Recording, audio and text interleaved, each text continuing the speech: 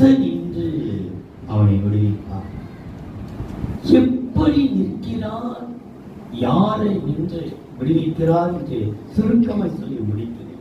முதலாவது பாருங்கள், ஆதியாகமம் 28ஆம் அதிகாரம் 12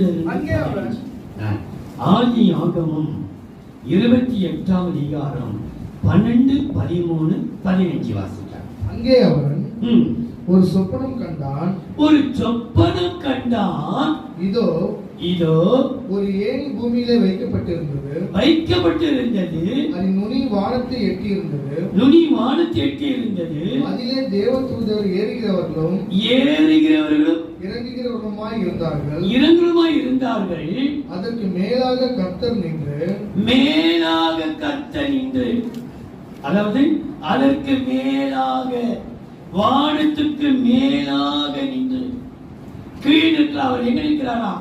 மேலாக நின்று, நான் உன் தகப்பனாகிய ஆபிரகாமின் தேவனும் ஈசாக்கின் தேவனுமாகிய கர்த்தர், நீ படுத்திருக்கிற பூமியை உனக்கும் உன் சந்ததிக்கும் தருவேன்.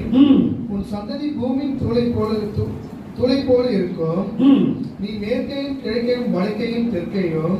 15ஆம் வசனம். நான் உன்னோடு இருந்து நீ போகிற இடத்தெல்லாம் உன்னை காத்து இந்த தேசத்துக்கு உன்னை திரும்பி வர பண்ணுவேன்.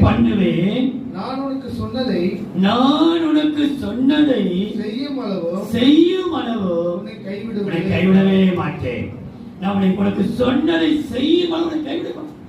மேலாக நிற்கிற கர்த்தர் யாரு கீழே பூமியிலே படுத்துக் கொண்டிருக்கிறவனை பார்த்து, அல்லது சொப்பனம் காண்கிறவன் அல்லது தரிசனம் உள்ளவன், யாக்கோபுடைய எல்லா பாவத்தையும் அவர் சுமந்து தீர்த்ததினாலே யாக்கோபை தேவன் கைவிடவே இல்லை. தரிசனம் பெற்றவனை தேவன் கைவிடா